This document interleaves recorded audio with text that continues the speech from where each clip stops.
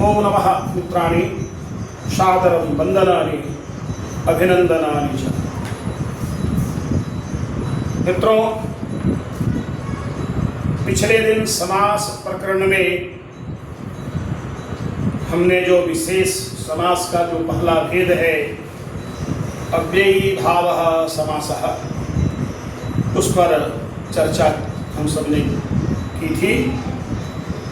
उदाहरणों के द्वारा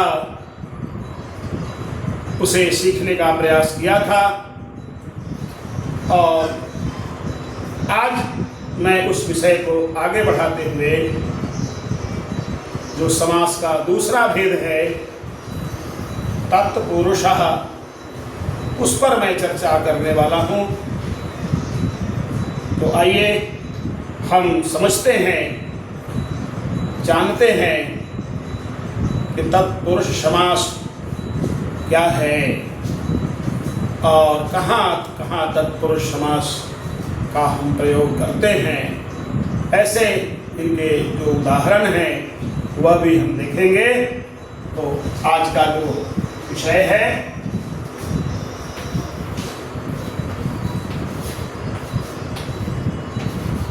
तत्पुरुष समासः।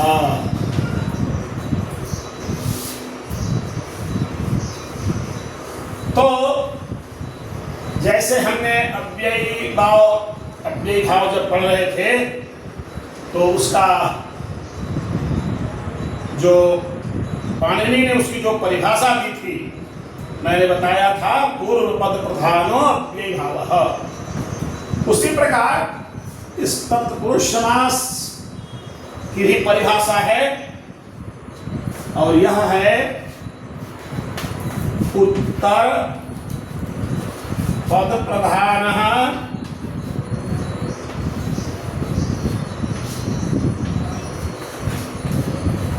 तत्पुरुषः।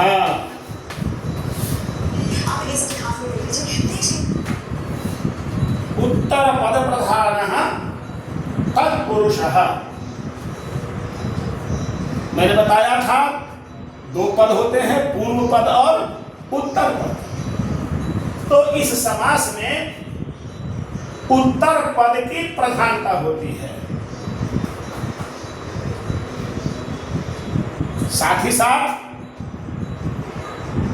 ये जो पूर्व पद और उत्तर पद, तो ये पूर्व पद जो है वह विशेषण होता है और उत्तर पद विशेष्य होता है। इसको भी हमको ध्यान में रखना चाहिए।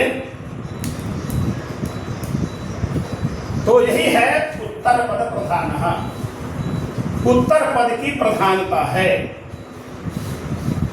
तो आइए हम उदाहरण के द्वारा इसे समझने का प्रयास करते हैं। ये उदाहरण हमने पहले भी देखा है।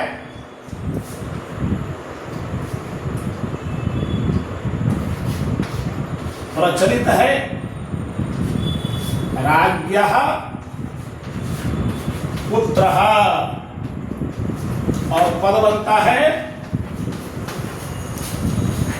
राजपुत्रः।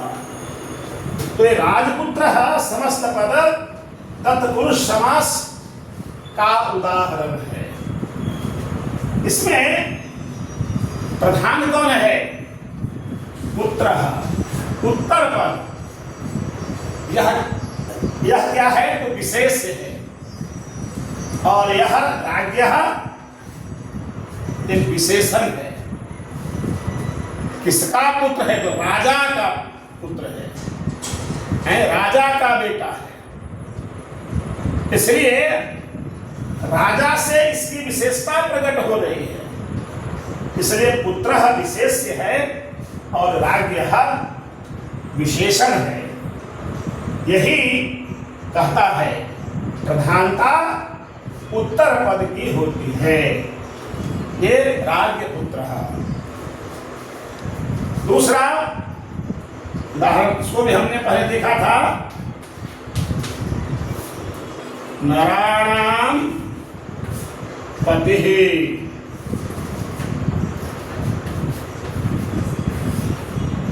नरपति ही। इसमें प्रधान क्या है? पति, स्वामी, राजा कह सकते हैं आप।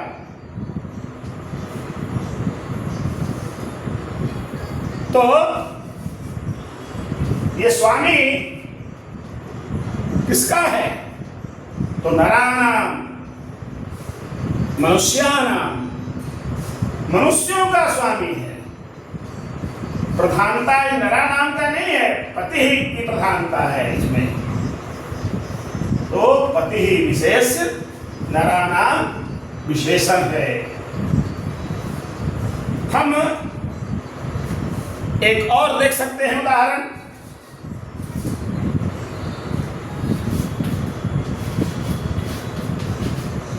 रामस्य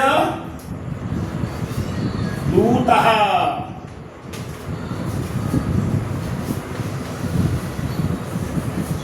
रामदूतः।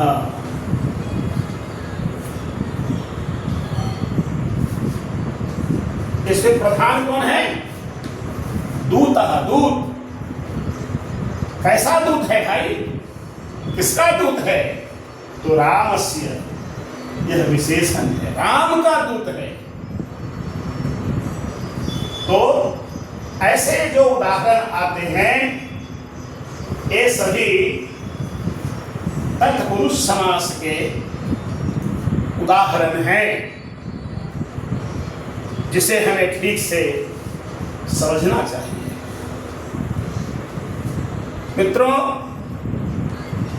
जिस प्रकार से अव्ययी भाव समास के भी कई प्रकार थे, उसी तरह से इस तत्पुरुष जो समास है इसके भी 4 प्रकार हैं।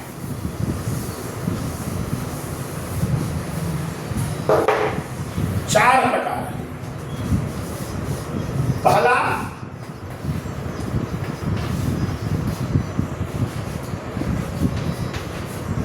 विभक्त्यर्थ,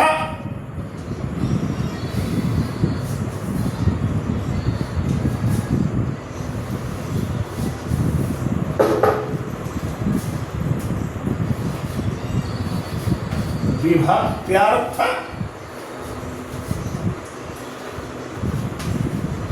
तत्पुरुषः।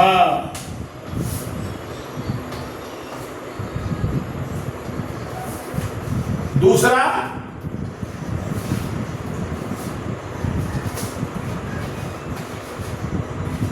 कर्म धारयः। तीसरा द्विगुः, द्विगु समासः हम कहते हैं। और चौथा नई समासः। ये सभी तत्पुरुष समास के अंतर्गत ही आते हैं। तो अब हम यहां एक एक भेद की चर्चा करते हुए उनके उदाहरणों को देखेंगे और आगे बढ़ेंगे।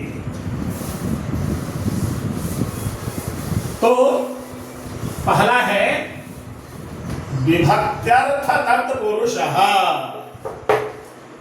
यानी विभक्ति के अर्थ में। ये क्या है भाई? तो 7 जो विभक्तियां हैं, प्रथमा, द्वितीया, तृतीया, चतुर्थी, पंचमी, षष्ठी, सप्तमी, वही विभक्त्यर्थ यहां पर व्यंजित हो रहा है, ध्वनित हो रहा है। तो प्रथमा को छोड़कर द्वितीया से सप्तमी तक विभक्ति से युक्त पदों का जब समास होता है तो वह विभक्त्यर्थ तत्पुरुष समास के अंतर्गत आता है। तो हम एक एक का उदाहरण पूर्वक चिंतन मंथन करते चलेंगे, देखते चलेंगे। तो उदाहरण देखिए, विभक्त्यर्थ में किसका? तो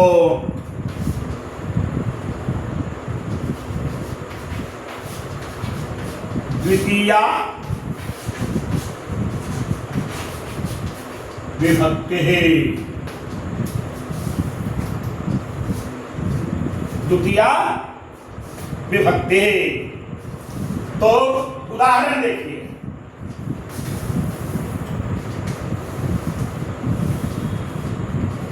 गृहं गतः, गृहं गतः। ये गृहं, ये गतः प्रधान है, और जहां गया है गृहं,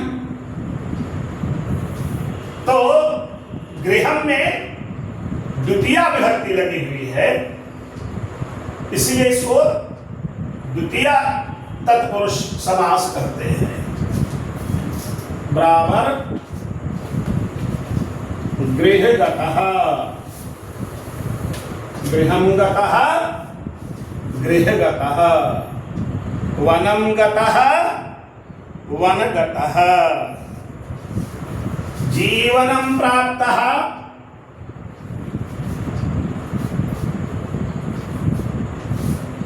जीवनं प्राप्तः।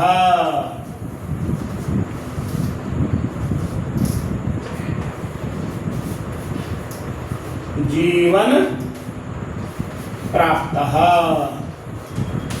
केवल विभक्ति हट जाएगी, द्वितीया जो विभक्ति है वो हट जाएगी, और फिर पद आकर के आपस में मिल जाएगा।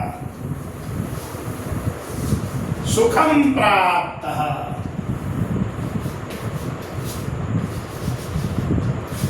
सुखम प्राप्तः, सुख प्राप्तः, सुख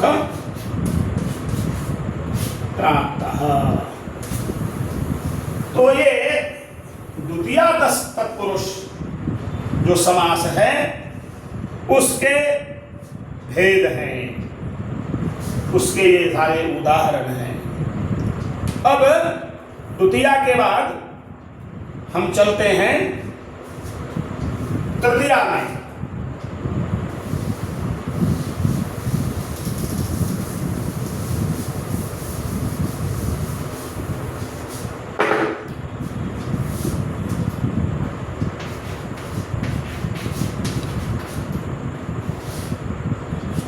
तृतीया विभक्ति है,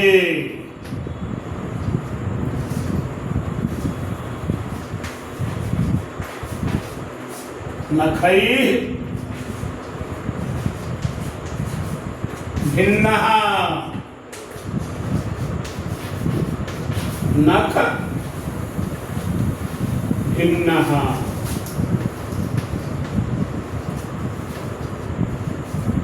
यहां भी वही है, अपनी भक्ति को छोड़कर उसमें मिल जाना है।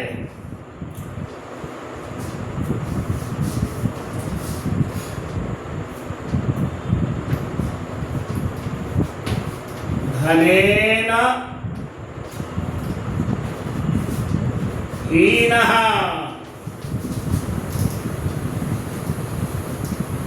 धनहीन धनहीनः, धनेन हीनः धनहीनः।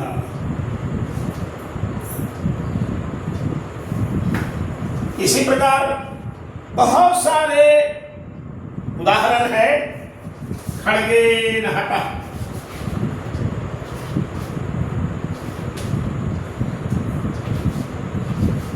खड्गेन हतः, खड्ग हतः।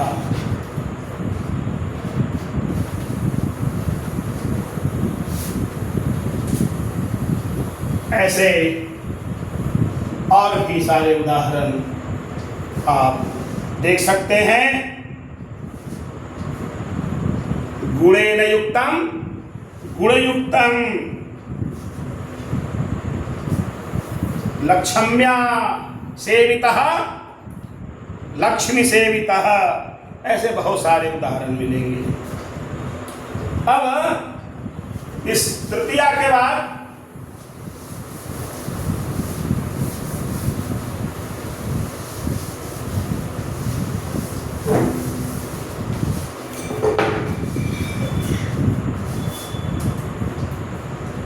हम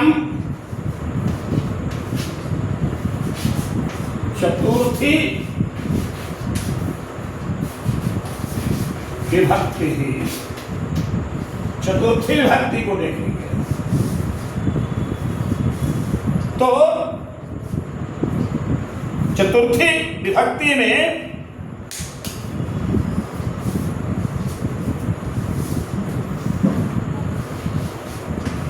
युपाय दारुः युप दारुः युपाय दारुः युपदारुः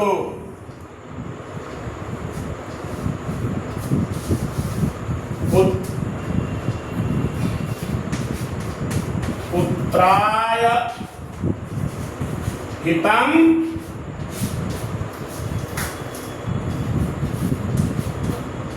पुत्रहितम पुत्राय हितम पुत्रहितम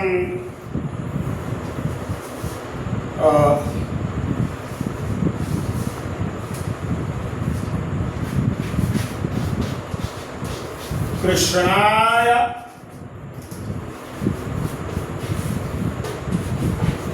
मृत्तिका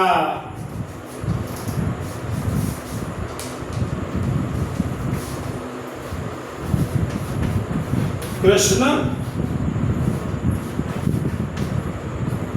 मृत्तिका, ऐसे बहुत सारे उदाहरण आपको प्राप्त होंगे। अपनी पाठ्य पुस्तकों का आप अनुशीलन कीजिए और आगे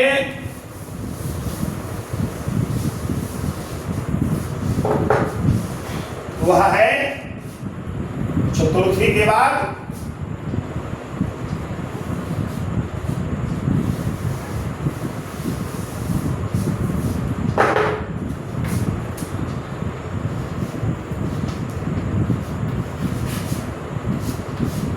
पंचमी विभक्ति ही।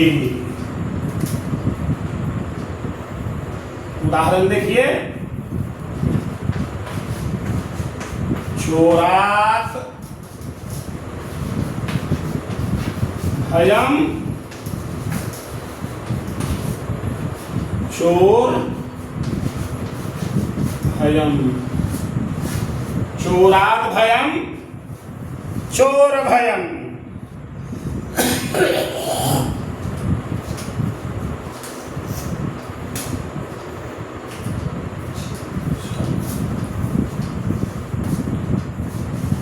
पुनः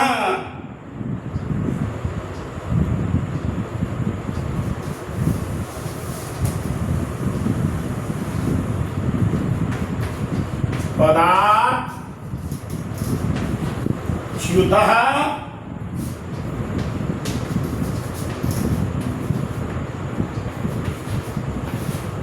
पदच्युतः पदाच्युतः पदच्युतः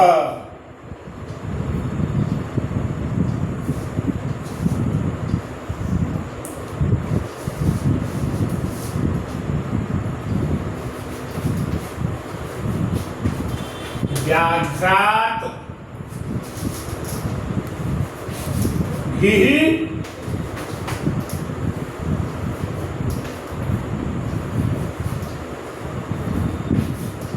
व्याघ्रभिः। ऐसे बहुत सारे उदाहरण हैं, आप उसे देख सकते हैं पंचमी के में। पंचमी के बाद आता है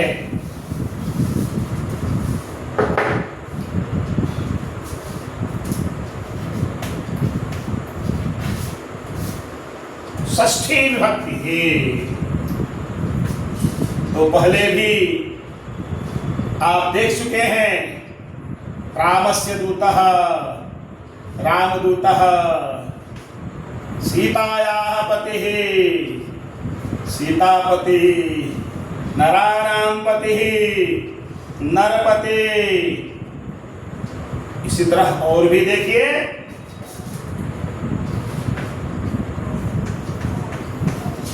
गंगायाः तटः,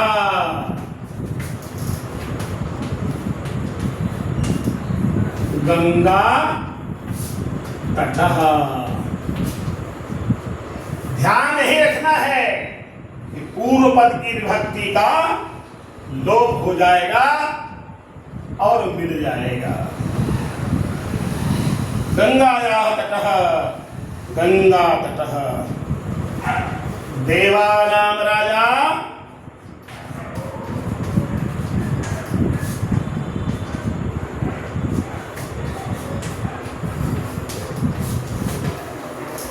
देवराजः,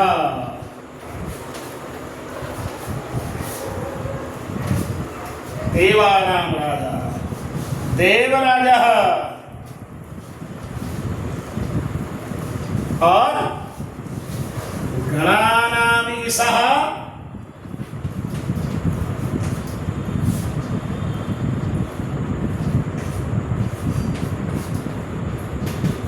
गणेशः।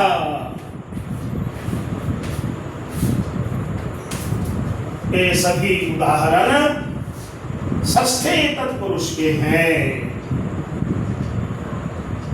अब इसका एक और भी भाग बचता है और वह है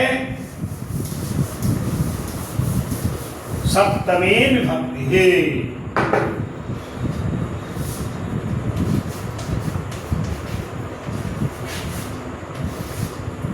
सप्तमी विभक्ति। तो ये तो बहुत ही आसान है,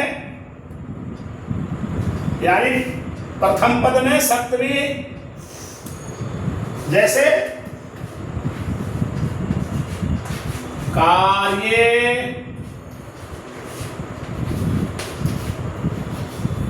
कुशलः,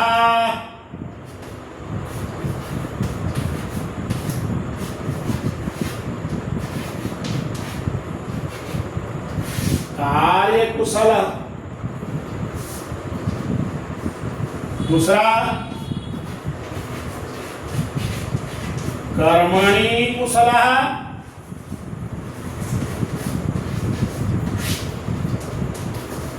कर्म कुशलः।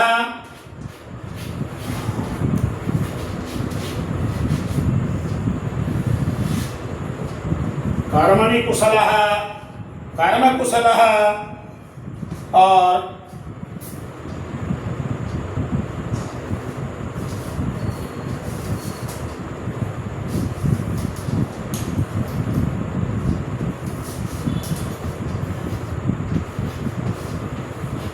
कमले